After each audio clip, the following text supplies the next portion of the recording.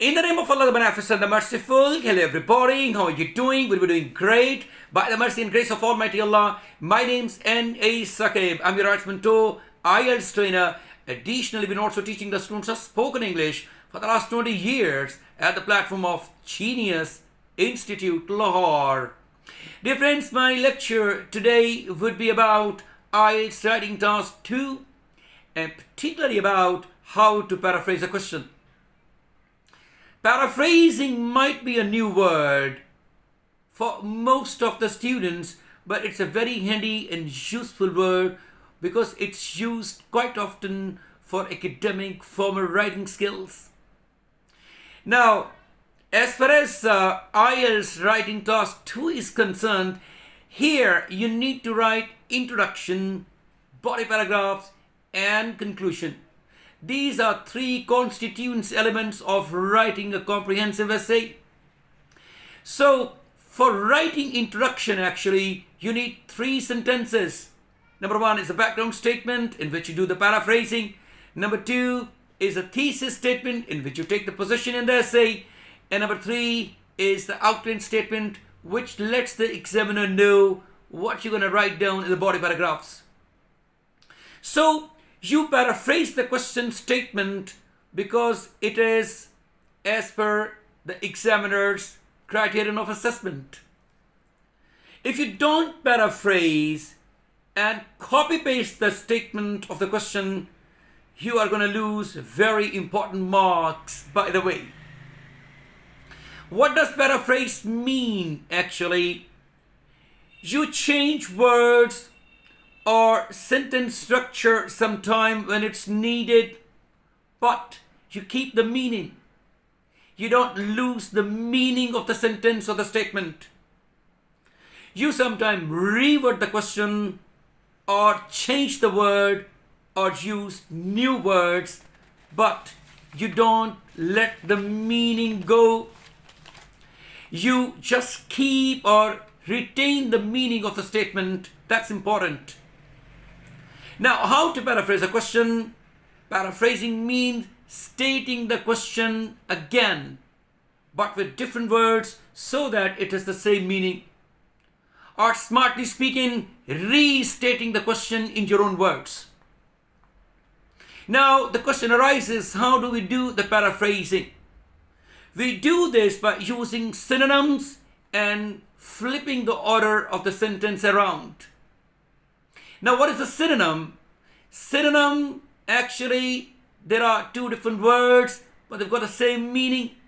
For example, intelligent and smart, these are 2 different words, but they've got a similar meaning. Now, I would like to just give you an example of question or a sample question, and then we'll paraphrase them. The question, lots of synonyms will be used. So let's see how do we do this. Just hold a paper and pencil, start writing the question, and then I will paraphrase it, and I'll also let you know what words or phrases I paraphrased and in what way. So let's start the tutorial or exercise. There is a good deal of evidence. It's a question actually. There is a good deal of evidence the increasing car use is contributing to global warming and having other undesirable effects on people's health and well-being. Let me revise the question.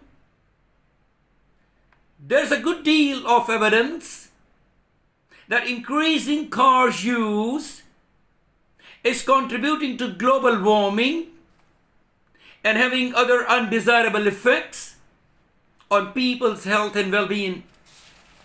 Let's paraphrase this question. And I have written actually the question as paraphrased. You might write it down, or it's better write it down so that you may have the comparison. What was the original question and how it was later on paraphrased, and what changes have been introduced while doing the paraphrase. Okay, rising global temperatures and human health and fitness issues are often viewed as being caused by the expanding use of automobiles. Let me say it again. Rising global temperatures and human health and fitness issues are often viewed as being caused by the expanding use of automobiles. Now, let's see what synonyms I've used here. I have changed increasing into expanding,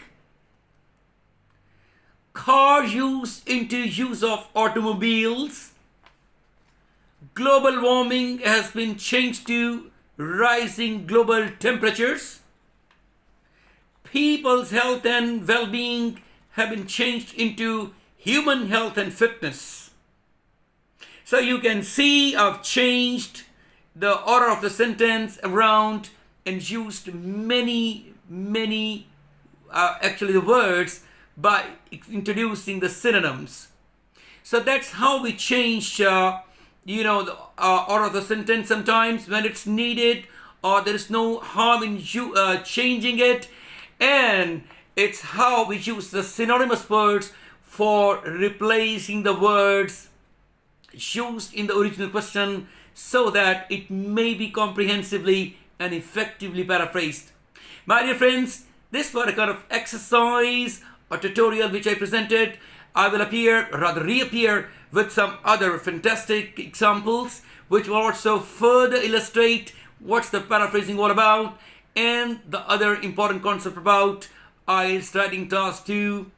Until then, God bless you all. Take care of yourself. And bye-bye.